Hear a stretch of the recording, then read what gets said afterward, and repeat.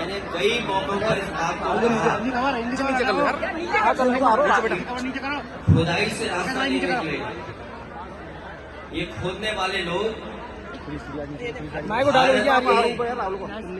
सौहार्द को खोदेंगे। और पहले भी गलत था, क्योंकि जब हमारे देश में प्लेसेस ऑफ वर्शिप एक्ट पहले से मौजूद है और प्लेसेस ऑफ वर्शिप एक्ट इस बात की पाबंदी लगाता है कि किसी तरह की चीजों में इस तरह के सर्वे, इस तरह की खुदाई के काम न हो। लेकिन भारतीय जनता पार्टी जानबूझ करके इन मसलों को इसलिए उठा रही है क्योंकि किसान के सवाल पर वो बात नहीं करना चाहती। भारतीय जनता पार्टी से किसान ये पूछे कि आपने तो किसान की आय दोगुनी की बात की थी, लेकिन किसान आज भी तकलीफ और परेशानी में है। जिस समय उसे डीएपी चाहिए था, डीएपी उपलब्ध नहीं था, खाद उपलब्ध नहीं थी, जो बीजों की कीमत बढ़ी है, कीटनाशक दवाइयों की कीमत बढ़ी है और बिजली का बिल लगातार बढ़ता चला जा रहा है। जो सिंचाई से लेकर के तमाम इंतजाम थे वो सरकार करने में नाकाम रही है। और अगर फसल तैयार भी किसान कर रहा है तो उसको कीमत कहाँ मिलेगी, उसके लिए और जितने बड़े पैमाने पे बेरोजगारी बढ़ती चली जा रही है। 10 साल हो गए उनको दिल्ली में, उत्तर प्रदेश में भी 7 साल की सरकार हो गई। अगर हम 17 साल का हिसाब किताब लगाएं, इस सरकार ने बेरोजगारी बढ़ाई है, न नौकरी है न रोजगार है। इन तमाम सवालों से ध्यान हटाने के लिए जानबूझ करके सरकार इस तरह की खुदाई के कार्यक्रम कर रही है। और आज अगर भारतीय जनता पार्टी के अंडरग्राउंड जो पॉलिसी बनाते हैं, ये पाइपलाइन जो अंडरग्राउंड पड़ती है, उसी तरह भारतीय जनता पार्टी की विचारधारा अंडरग्राउंड अंदर ही अंदर काम करती है। ये बात पहले भी कहनी चाहिए थी।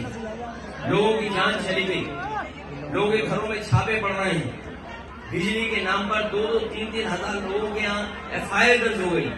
अगर ये बात गलत थी भारतीय जनता पार्टी की तो जान तो वापस नहीं ला सकते हैं। उन्हें मुआवजा देना चाहिए उन गरीब परिवारों को, और जितने भी झूठे मुकदमे लगे हैं, चाहे वो सांसद पे हो चाहे किसी भी, सब वापस देनी चाहिए।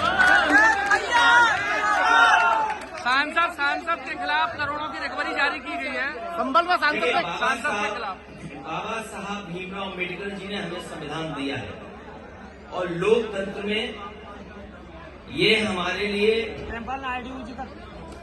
रक्षा कवच का काम करता है। संविधान हमारे लिए, आपके लिए ये संविधान रक्षा करता है, हमें आपको सम्मान दिलाता है। और जानबूझ करके भारतीय जनता पार्टी अपमानित करना चाहती है। ये तमाम वो लोग हैं जिन्होंने कभी सम्मान नहीं किया संविधान का, लोकतंत्र का और बाबा साहब भीमराव अम्बेडकर। जो बीजेपी के लोग, केवल एक नहीं, बीजेपी के सभी लोगों को माफी मांगनी चाहिए। सर, अब समाजवादी पार्टी आखिर कहां तक जाएगी? समाजवादी पार्टी जनता के बीच जाएगी। इन किसान भाइयों से, नौजवानों से अपील करेगी, माता बहनों से कि भारतीय जनता पार्टी लोगों को हराओ। संबल सांसद राहुल गांधी के FIR में देखिए, भारतीय जनता पार्टी जानबूझ करके ऐसी बहस छेड़ना चाहती है देश में जिससे उसे लाभ मिले। वो लोकसभा परिसर की घटना है। कई बार लोकसभा परिसर में ऐसी घटनाएं हुई हैं जिसमें FIR दर्ज नहीं हुई। आपको याद होगा, लोकसभा में देश के बहुत बड़े नेता भारतीय जनता पार्टी के अडवाणी जी, वो 1 करोड़ रुपए लेकर के आए थे और उन्होंने टेबल पर रख दिया था लोकसभा में। क्या उस समय FIR दर्ज हुई?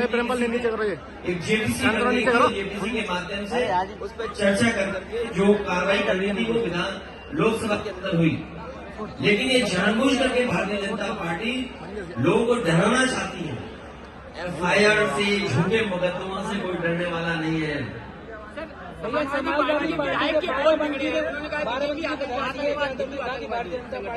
आतंकवादी संगठन है। हो सकता है उन्होंने ज्यादा कह दिया हो, उन्हें ये लगा हो जो नफरत फैलाने वाला दल है। आप नफरत फैलाने वाले दल को क्या कहेंगे? जो दल ये जानता हो कि इस घटना के बाद लोगों की जान चली जाएगी, उस दल को आप क्या कहेंगे? केवल एक जगह नहीं, कई उदाहरण मैं दे सकता हूँ जहाँ पर भारतीय जनता पार्टी ने इसी तरह नफरत फैलाने का काम किया। भैया सब्बल में मंदिर जगह जगह निकल रहे हैं और शहरों में भी ये स्थिति बनती है। ये फिरोजाबाद तो बहुत पुराना शहर है, यहाँ अगर खोद दो तो न जाने क्या मिले। कई ऐसे भाजपा के नेता हैं, उनके घर खुद जाए तो न जाने क्या मिलेगा उससे। भाजपा के नेताओं के भी घर खुद जाए तो न जाने क्या मिलेगा उसके अंदर। हमारा आपका घर खुद जाए पता नहीं क्या मिलेगा। ये धरती कब से है? मान लो हम भगवान श्री कृष्ण जी को याद कर रहे हैं तो 5000 साल हुए भी, 5000 साल ही हुए क्या स्वामी जी? कितने साल हो गए? 5000 साल की तो हम इतिहास जानते हैं। ये धरती 1 लाख साल से है और मनुष्य कब से आ रहे हैं, कब से जा रहे हैं? तो कहीं खोद दो के क्या ना मिल जाए वहां पर। सर संभल सांसद जी पे बिजली चोरी को और कोई मुकदमा उन तरफ लगा। अरे पत्रकार साथी, जालौन में एक पत्रकार ने भारतीय जनता पार्टी के खिलाफ न्यूज निकाल दी, उसके कपड़े उतार दिए थे, उसे नंगा कर दिया।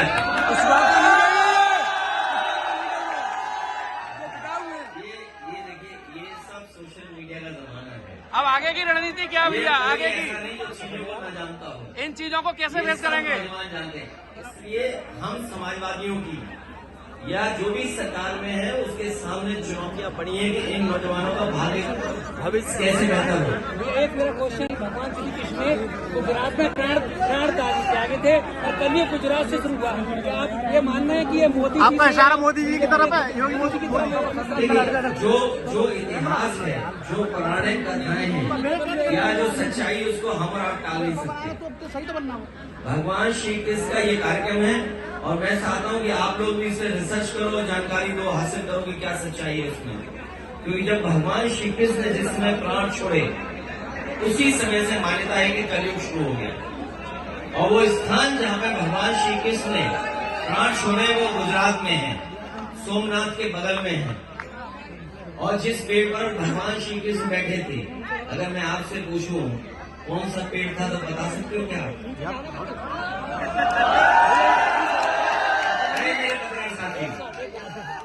ये दिल्ली से इसको व्हाट्सएप से सवाल आ रहे हैं, बताइए।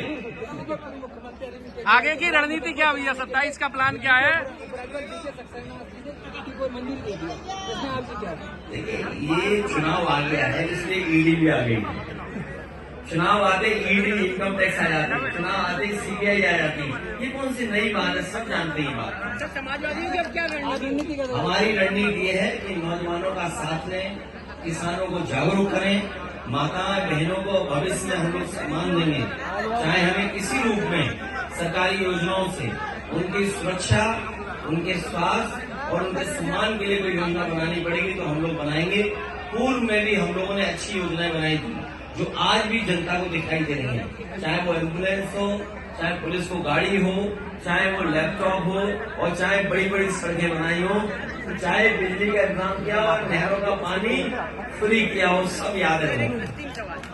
अंग्रेजों से लड़े थे भगत सिंह चंद्रशेखर, अंग्रेजों से लड़े थे भगत सिंह चंद्रशेखर, लोहिया जी लड़े इंदिरा जी के इमरजेंसी।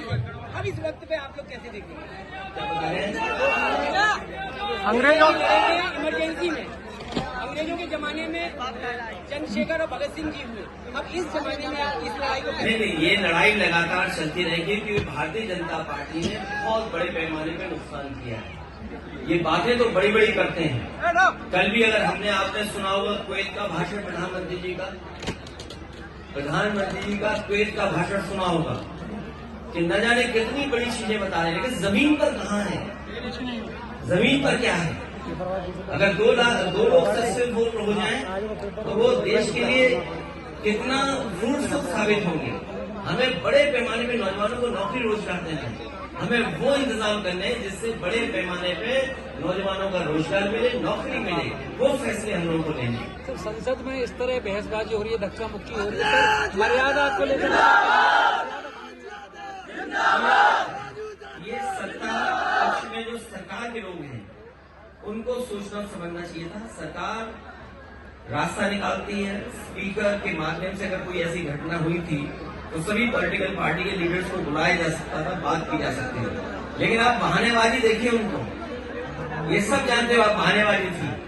और कई लोगों ने ऐसा कहा है कि ऐसा ड्रामा तो एक्टर भी नहीं कर पा रहे जैसे भारतीय जनता पार्टी के सांसद लोग ड्रामा कर रहे हैं।